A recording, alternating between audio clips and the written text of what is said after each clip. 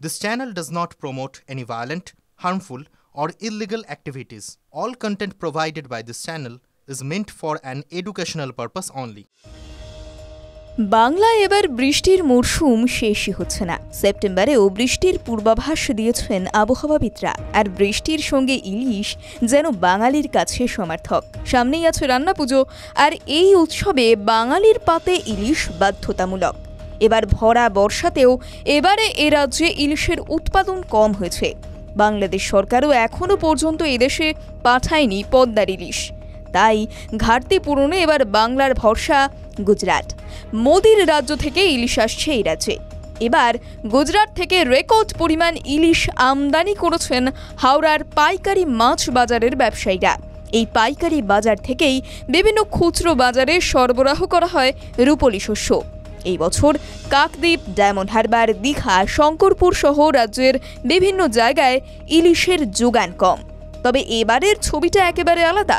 ওইসব জায়গাগুলোয় মাছের উৎপাদন কম হওয়ায় সেভাবে আর ইলিশের ট্রাক আসছে না। তার বদলে ইলিশ মাছ সরাসরি আসছে গুজরাটের ভারুচ থেকে। প্রতিদিন গড়ে 150 থেকে 200 মেট্রিক টন ইলিশ ভর্তি বিশেষ ট্রাক ঢুকছে হাওড়ার পাইকারি মাছ বাজারে। ফিশ ইম্পোর্টার্স অ্যাসোসিয়েশনের সেক্রেটারি সৈয়দ আনোয়ার মাকসুদ বলেন, এই বছরে রেকর্ড পরিমাণ গুজরাটের ইলিশ আমদানি করা হয়েছে। এখনও পর্যন্ত 4500 মেট্রিক টন ইলিশ আমদানি করা হয়েছে, যা হাওড়া ছাড়াও কলকাতার সবকটি বড় বড় বাজারে সরবরাহ করা হচ্ছে। যেহেতু এই ইলিশের স্বাদ খুব ভালো, দামও কম, সেই কারণে সাধারণ ক্রেতার কাছে এর চাহিদা বেশি। গুজরাটের ইলিশের কত দাম? জানা গিয়েছে 700 থেকে 800 গ্রাম ওজনের ইলিশ মাছ পাইকারি বাজারে বিক্রি হচ্ছে 800 টাকা প্রতি কেজি দরে। 900 থেকে 1100 গ্রাম ওজনের ইলিশ বিক্রি হচ্ছে 1000 থেকে 1100 টাকা কেজি দরে। সেই মাছ খুচরো বাজারে কেজি প্রতি 1300 থেকে 1500 টাকা দরে বিক্রি হচ্ছে।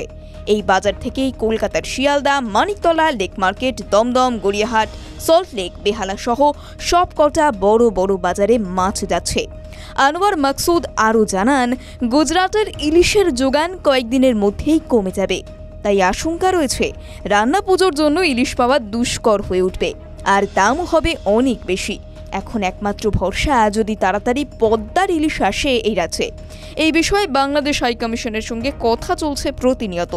ব্যবসায়ীরা আশায় আছেন খুব শীঘ্রই বাংলাদেশ মাছ পাঠানোর অনুমতি দেবে। TV9 Bangla digital.